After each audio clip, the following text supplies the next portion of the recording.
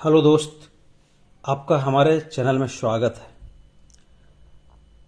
आज मैं बात करूंगा कुछ महिला वीरांगनाओं का जिन्होंने देश के लिए अपना जीवन को समर्पित कर दिया। हमारे देश का इतिहास बहुत ही विशाल और समृद्ध है। महान राजाओं, स्वतंत्रता सेनानियों, क्रांतिकारियों की कहानियां सुनकर मन जोश से भर जाता है। कई बार तो लगता है कि काश वह जमाने में हमने भी देखा होता। हालांकि पुरुषों के शौर्य और वीरता की गाथाएं तो बहुत सी जगह सुनने को मिल जाती हैं, लेकिन आज हम आपको भारतीय इतिहास की महान और शक्तिशाली महिलाओं के बारे में बताना चाहते हैं। भारत की उन बेटियों की कहानी जिन्होंने अपने राज का पालन पोषण करते हुए युद्ध क्षेत्र में भी कौशल दिखाया। किसी ने ब्रिटिश सरकार की हुकूमत के खिलाफ जंग लड़ी तो किसी ने मुगल सेना के सामने घुटने नहीं टेके। इन वीरांगनाओं की कहानी आज की हर बेटी के लिए प्रेरणा है। आए दिन महिलाएं अपने आसपास हजारों चुनौतियों का सामना करती हैं, लेकिन कई बार थक हार मानने लगती हैं। खासकर इन महिलाओं को यह लेख पढ़ना चाहिए और जानना चाहिए इतिहास के उन महान स्त्री शासकों के बारे में जिन्होंने समाज की बनाई रूढ़िवादी बेड़ियों को तोड़कर अपनी मातृभूमि की रक्षा के लिए खुद को समर्पित कर दिया था। इसी क्रम में मैं रानी दुर्गावती, जो गोंडवाना की रानी थी, 1524 से 1564 तक अपना शासन में रही, उनका अपने राज पर शासन करी, उनके बारे में बताने जा रहा हूँ।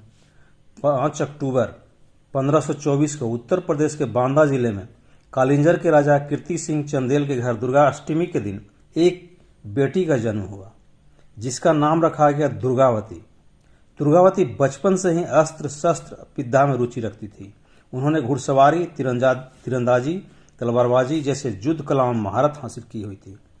1542 में दुर्गावती की शादी गोंड राजवंश के राजा संग्राम शाह के सबसे बड़े बेटे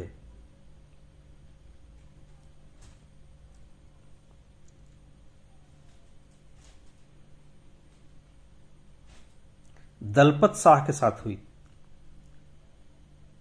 मध्य प्रदेश के गोंडवाना क्षेत्र में रहने वाले गोंड वंशज 4 राज्यों पर राज करते थे: गढ़मंडला, देवगढ़, चंदा और खेरला। दुर्गावती का पति दलपत शाह का अधिकार गढ़मंडला पर था। दुर्गावती का दलपत शाह के विवाह बेशक एक राजनीतिक विकल्प था। कोंड लोगों की मदद से चंदेल वंश उस समय शेरशाह सूरी से अपने राज की रक्षा करने में सक्षम रहा। 1545 में रानी दुर्गावती ने एक बेटे को जन्म दिया, जिसका नाम वीर नारायण रखा गया। लेकिन 1550 में दलपत शाह का निधन हो गया।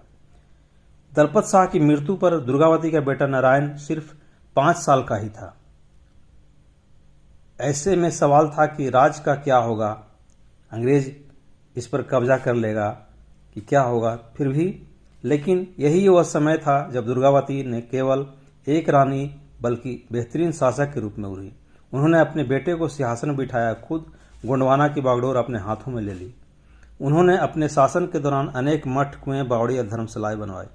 वर्तमान जबलपुर उनके राज का केंद्र था।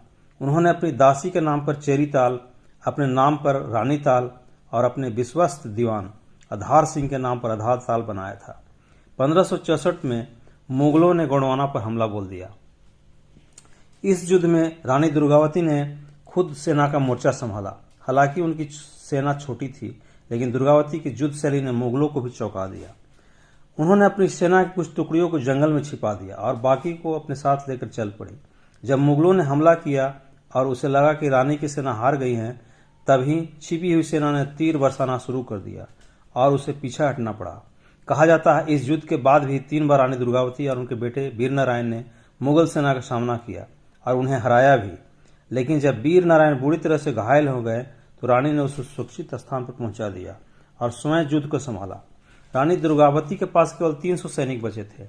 रानी को भी सीने और आंख में तीर लगे, जिसके बाद उनके सैनिकों ने उन्हें युद्ध छोड़कर जाने के लिए कहा, लेकिन इस योद्धा रानी ने ऐसा करने से मना कर दिया। वह अपनी आखिरी सांस तक मुगलों से लड़ती रही। तो ऐसी थी हमारी वीरांगनाएं।